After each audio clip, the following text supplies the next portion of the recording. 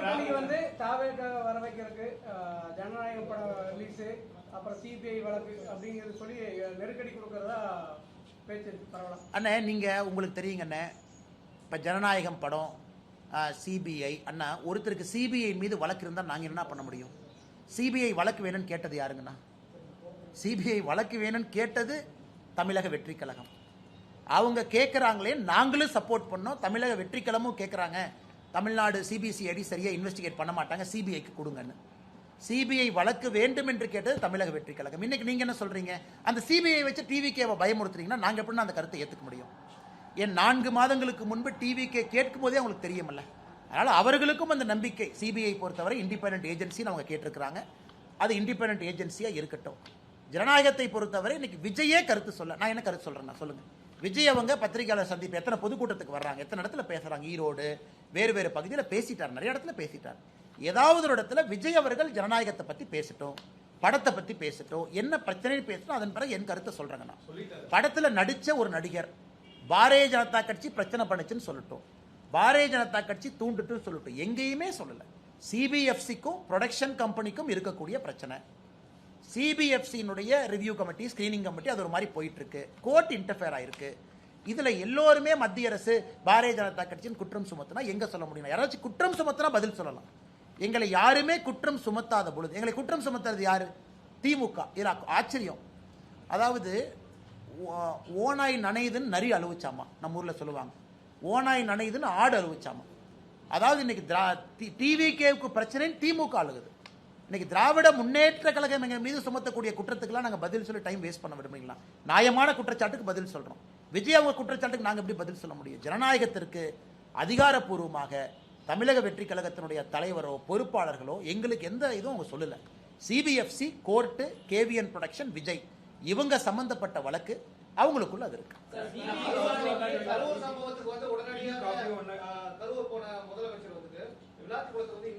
அதாங்க ஆச்சரியம்.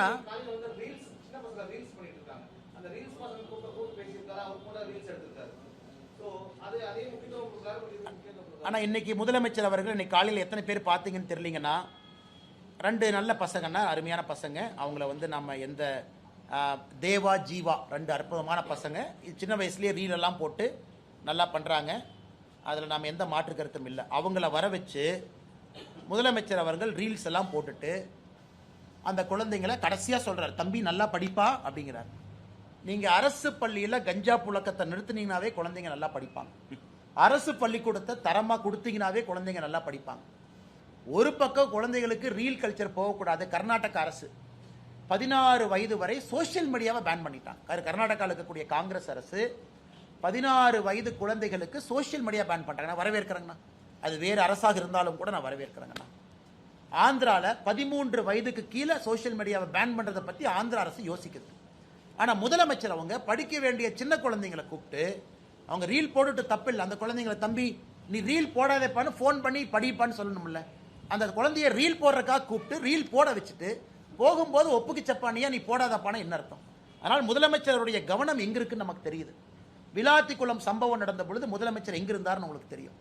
ஒரு அரசு பள்ளியில் ஒரு நிகழ்வில் இருக்கிறாங்க. குழந்தைங்கள்லாம் டான்ஸ் ஆடிட்டு இருக்கிறாங்க சினிமா பாட்டுக்கு. அதை பார்த்துக்கிட்டு உட்காந்துருக்காரு. பக்கத்தில் மா சுப்பிரமணியம் இருக்கிறார். இன்னைக்கு முதலமைச்சருடைய கவனம் வேறு பக்கம் இருக்கு. முதலமைச்சருடைய கவனம் சட்ட ஒழுங்கல் இல்லை. முதலமைச்சருடைய கவனம் தமிழகத்தினுடைய நலன் இல்லை. ஆனால் இன்னைக்கு ரீல்ஸ் போடக்கூடிய முதலமைச்சராக மாறிட்டாரு.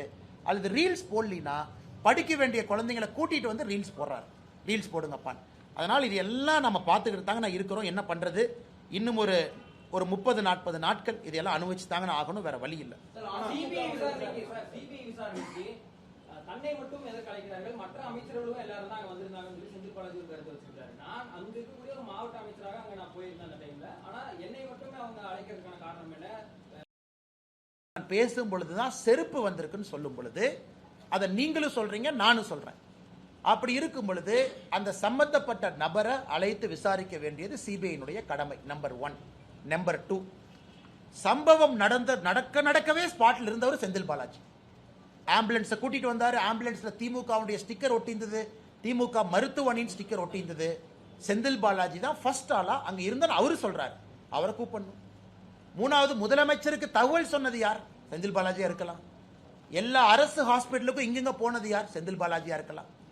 அங்க நான் ஆளுகின்ற கட்சியினுடைய மாவட்ட செயலாளர் என்கின்ற பொறுப்பில் இருக்கக்கூடிய செந்தில் பாலாஜி ஒரு டிகிரி ஆஃப் கண்ட்ரோல் இருக்கு, திரும்ப அமைச்சராக இருந்திருக்கிறாங்க. ஏன் டிவிகே கட்சியினுடைய மாவட்ட செயலாளரை கூப்பிட்டுருக்காங்க, அவர் போயிட்டு வந்திருக்கிறாரு. தமிழ்நாடு அரசினுடைய டிஜிபி ஸ்டேட் இன்டெலிஜென்ஸை கூப்பிட்டுருக்காங்க, அவங்க போயிட்டு வந்திருக்கிறாங்க. சம்பந்தப்பட்ட நபர் திரு விஜய் அவங்களை கூப்பிட்டுருக்காங்க, 2 முறை போயிட்டு வந்திருக்கிறாங்க. அப்படி இருக்கும் பொழுது சிபிஐ செந்தில் பாலாஜியை அழைத்தது முழுமை சரியான ஒரு பார்வை தான். ஆனா செந்தில் பாலாஜி அவங்க மடியில் ஏதோ கொஞ்சம் கனம் இருக்க மாட்டேங்குது. ஏன் பதறாரு? சிபிஐ கூட்டாங்க, போனேன், பேசினேன், வர வேண்டியதானே.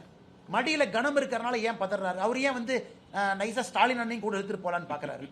இது ஸ்டாலின் அவங்க நினைப்பாங்க, தம்பி நீ போறனா போகும்போது என்னையும் பிடிச்சி இழுத்துட்டு போறப்பான். அந்த மாதிரி தான் இருக்கு அவருடைய பதில். நான் அந்த பதிலை பார்த்தங்கன்னா, அதனால சிபிஐ அவர்கள் செந்தில் பாலாஜி அவங்களை கூப்பிட்டது முழுமையிலும் அது உண்மைதான். அவங்க போகணும், கோஆபரேட் பண்ணணும். மடியில கனமலினா கோஆபரேட் பண்ணுங்க, ஏன் பயப்படுறீங்க? இது எதுக்கு நீங்க அப்படியே பதறீங்க? அவருடைய பத்திரிகையாளர் சந்திப்பை பார்த்தாவே செந்தில் பாலாஜி அவர்கள் பதறுவது நமக்கு தெரியும். எனக்கு தெரியல யாரு குற்றம் செஞ்சாங்கன்னு தெரியலீங்கன்னா அது சிபிஐ என்கொயரியில் உண்மை வெளியே வரும். டீயும் காஃபியும் ஒண்ணா கலக்காதுன்னு சொல்லியிருந்தீங்க, அதுல உறுதியா இருக்கீங்களா? ஆனால் நான் ஏற்கனவே சொல்லியிருந்தேங்கன்னா என்னுடைய கருத்தில் எந்த மாற்றமும் இல்லை. காரணம் அவங்க சித்தாந்தத்தை வேற சித்தாந்தத்தை டிக்ளேர் பண்ணிட்டாங்க, நாம் ஒரு சித்தாந்தத்தில் இருக்கோம். அப்படி இருந்தும் அரசியல் கூட்டணிக்குள்ள முரணான கட்சிகள் இருக்கான்னு கேட்டீங்கன்னா இருக்கு. நான் இல்லைன்னு சொல்லிங்க, உங்களுக்கு அரசியல் தெரியும், எனக்கு அரசியல் தெரியும், நான் முட்டாள்தனமா எதுவும் பேச விரும்பல. முரணான கூட்டணிகள்லாம் இருக்கா? இருக்கு. ஒரு காமன் கோல்ல இருக்காங்களா? இருக்கு. வேறு வேறு கொள்கைகள் இருந்தாலும் கூட பொது எதிரியை வீழ்த்துவதற்காக இருக்காங்களா? இருக்கு. நான் உங்களுக்கு ஆரம்பத்தில் சொன்னது டைம் லைன் இன்னைக்கு வந்துருச்சு. எலெக்ஷன் வரப்போகுது, எல்லா கட்சிகள் இருக்காங்க, திமுக பேச்சுவார்த்தை நடத்த ஆரம்பிச்சிட்டாங்க. எப்பவுமே தேர்தலுக்கு முன்பு தமிழகத்தில் எப்பவும் ஒரு ட்விஸ்ட் நடக்கும். இந்த வருஷம் என்ன ட்விஸ்ட்னு பார்ப்போம். அதே நேரத்தில் சீட்டை கொடுக்கக்கூடிய இடத்துல நான் இல்லை, சீட்டை வாங்க வேண்டிய இடத்துலையும் நான் இல்லை. நான் ரெண்டுக்கு நடுவில் ஏதோ ஒரு இடத்துல இருக்கேன். அதற்கான தலைவர்கள் இருக்கிறாங்க. அண்ணா நான் எல்லோருக்கும் பிரச்சாரம் பண்றேன்னா, எல்லோருக்கும் போய் நிற்கிறேன். தமிழகத்தில் திராவிட முன்னேற்ற கழகத்தினுடைய ஆட்சி தூக்கி எறியப்பட வேண்டும் என்பதில் தெளிவாக இருக்கும். ஏன் இந்த சகோதரி பேர் சொல்ல முடியல, எனக்கு பேர் சொல்ல வேண்டும் என்கின்ற ஆசை. காரணம், இறந்த பிறகுனாவது அவருக்கு ஒரு மரியாதை கொடுக்கணும். 17 வயசு இருக்கனால போக்சோ அப்படி நம்ம சொல்ல முடியாது. 495 மதிப்பெண் வாங்கினா 500க்கு அந்த குழந்தைய பாருங்க கொடூரமாக கொண்டிருக்காங்கன்னா இந்த ஆட்சி இருக்கணுமாங்கிற கேள்வி. நான் எல்லா கேஸுக்கும் நான் திமுகவை சொல்லல. அண்ணா யூனிவர்சிட்டி இதே இடத்துல சாட்டை எடுத்து அடிக்கிட்டேன். காரணம் திமுக லிங்க். நீ சிசிடிவி போடல. உதயநிதி ஸ்டாலின் சிண்டிகேட் மெம்பராக இருந்த ஒரு கல்லூரி, வாட்ச்மேன், திமுக கொடி போட்டு அக்யூஸ் உள்ள போறான். இவ்வளவு நடக்குதுன்னு நம்ம பேசுறோம். இது எல்லாம் அரசனுடைய குறைபாடுகள். எல்லா கேஸுக்கும் நாங்க திமுகவை சொல்லிங்கன்னா, திராவிட முன்னேற்ற கழகம் ஆட்சிக்கு வந்த பிறகுதான் அரசு இயக்கங்கள் செயலிழந்து குற்றங்கள் அதிகமாக இருக்கு. அதுதான் நாங்க சொல்றது. கோயம்புத்தூர் ஏர்போர்ட் பக்கத்தில் பெட்ரோல் வண்டி போட்டிருக்கணுமே, ஏன் போடல? இவ்வளவு விளம்பரம் பண்றீங்களே, இவ்வளவு பண்றீங்களே, ஒரு 10 பெட்ரோல் வண்டி வாங்கி கொடுத்திருந்தா பெட்ரோல் வண்டி அங்க போகும். அந்த இடத்துல குற்றம் நடக்கும் நமக்கு தெரியும். அந்த முள்புதர் ஏர்போர்ட் காம்பவுண்ட் வால ஒட்டி, இதெல்லாம் தான் அரசுடைய குறையாக நாங்கள் தொடர்ந்து சொல்லிக் கொண்டிருக்கின்றோம். அதிமுகவோட கட்சி பலகீனமா தான் இருக்குது. இந்த சூழல்ல எப்படி சார் அவங்க மக்களுடைய செல்வாக்காக ஓட்டு சதவீதங்கள் ரொம்பவே பின்னைட்டா இருக்குது.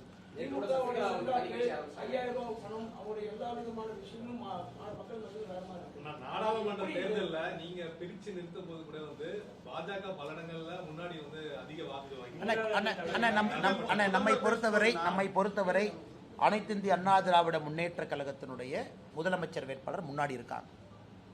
கூட்டணி மிக வலுவாக பலமாக களத்தில் இருக்கு. அமமுக அண்ணன் டிடிவி தினகரன் அவங்க உள்ள இருக்கிறாங்க. அனைத்து இந்திய அண்ணா திராவிட முன்னேற்ற கழகத்தினுடைய தொண்டர்கள் மிக மிக சுறுசுறுப்பாக்காங்க. ஏன்னா அவங்க வெற்றியை சுவைத்தாக வேண்டும் என்கின்ற வெறியில் இருக்காங்க. நான் இன்னைக்கு பல இடத்துல பிரச்சாரத்துக்கு போகும்போது அதிமுக தொண்டர்கள் கூட இருக்கிறாங்க, நான் பார்க்குறேன். ஏன்னா அவர்களும் இந்த எலெக்ஷனை ஒரு மரியாதை பிரச்சனையாக நம்ம ஜெயிச்சாலுங்கிற வெறி அந்த தொண்டர்கள்ட்ட இருக்கு. பாரதிய ஜனதா கட்சியினுடைய தொண்டர்கள்ட்ட அந்த வெறி இருக்கு. ஜெயிக்கணும், பிரதமர் சொல்லிட்டாங்க, நம்ம ஜெயிக்க வைக்கணும். பிரதமர் சொன்ன பிறகு நாம் இங்கே எந்த கூட்டணி இருக்கக்கூடிய எல்லாரையும் ஜெயிக்க வைக்கணுங்கிற முடிவு. ஆனால் திமுகவினுடைய ஒரு தலைவர்களை பார்க்கும் பொழுது எதையோ சாதிச்ச மாதிரி அவங்க பாடி லாங்குவேஜ் இருக்கு. எதை எலெக்ஷன் முந்தானத்தே நடந்தது, அவங்க ஜெயிச்சிட்டாங்க அப்படிங்கிற மாதிரி இருக்கு. இதுதான் அவர்கள் அழிவுக்கு அஸ்திவாரமே.